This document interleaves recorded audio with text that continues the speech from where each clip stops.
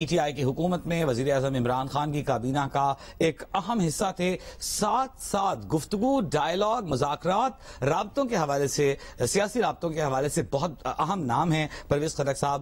ان کا یہ بیان بہت اہم اور معنی خیز ہے، اور خاص طور پر اس کی ٹائمنگ بہت معنی خیز ہے. ہمارے ساتھ ایک بار پھر پینلسٹ موجود ہیں، ان کی جانب چلیں گے. اور اب شاہ زیب آپ کی جانب آئیں گے. آپ یہ بتائیے گا کہ اگر پرویز الہی صاحب کو موقع ملتا ہے تو آپ کو لگتا ہے کہ اپنی سیاسی بصیرت سے وہ ایک جوڑنے کا ماحول پیدا کر سکیں گے؟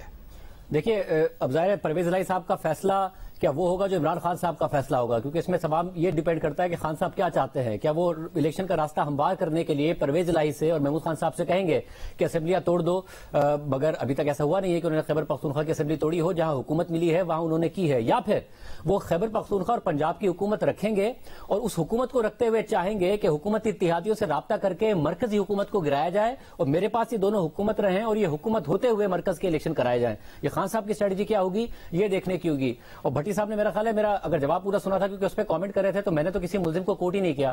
میں نے بتایا کہ شیخ رشید نے کہا کہ ایم ایل 1 پر کام نہیں ہو سکا کیونکہ بیوروکریسی کام نہیں کر رہی ہے نیب کے ڈر کی وجہ سے. میں نے بتایا کہ اسد عمر نے کہا کہ پوری مشینری فریز ہو گئی ہے، پی ایس ڈی پی ہی نہیں ہم کر پا رہے بلکہ دوسرے بھی معاملات نہیں کر پا رہے نیب کے خوف کی وجہ سے.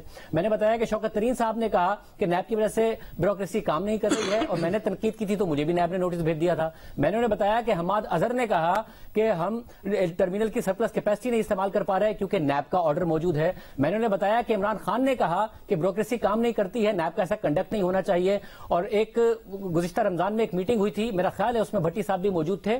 اس میں آرمی چیف نے بھی کہا کہ نیب کی وجہ سے بیوروکریٹس کام نہیں کرتے ہیں، معیشت کا اس وقت بھتہ بیٹھا ہوا ہے کیونکہ نیب کے ڈر کی وجہ سے بیوروکریٹس کام نہیں کرتے ہیں. تو یہ سارے کے سارے معاملات ان لوگوں کی طرف سے کہے گئے تھے. جو چیزیں انہوں نے سوالات اٹھائے بھٹی صاحب نے، یہ سوالات تو ہم نے وزیر قانون کے آگے رکھے تھے جن ایک دو ترامیم کی وہ بات کر رہے ہیں، اور اس پر سخت سوالات ہم اپنے پروگرام سے بھی اٹھا چکے ہیں. مگر جو دوسری بات وہ کر رہے ہیں کہ جی یہ جو جمہوریت پسند قوتیں ہیں، دیکھیں جیسے 90 کی دہائی کی جو آئی جے آئی کے تحت نواز شریف صاحب کی حکومت آئی تھی، اسے آپ جتنا جمہوری کہہ سکتے ہیں اتنا ہی 2018 میں آنے والے جو ہائیبرڈ نظام تھا عمران خان صاحب کے تحت اس کو اتنا ہی جمہوری کہہ سکتے ہیں. جو 90 میں غلط ہوا تھا وہ 2018 میں بھی ہوا تھا. اب اس کی ذمہ داری ظاہر سیاستدانوں پر ہے، آپ سیاستدانوں سے نہیں لے سکتے.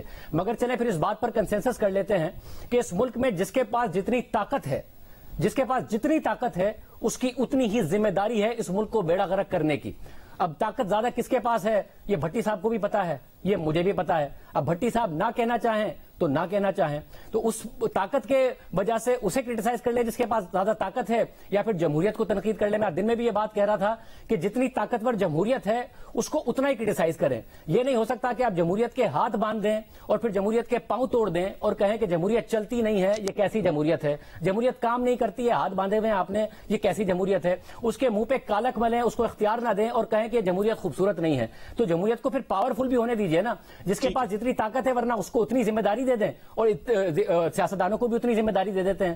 ورنہ پھر آپ جب جمہوریت کو برا کہتے ہیں تو اس کو اتنا ہی برا کہیے جتنی آپ نے اس کو طاقت دی ہے. اسے خوبصورتی کی توقع نہ کیجیے جب آپ اس کے منہ پر کالک ملتے رہے ہیں اور طاقتور جو ادارے ہیں وہ ملتے رہے ہیں. طاقت کے حساب سے تعین کر لیتے ہیں کہ کسی کی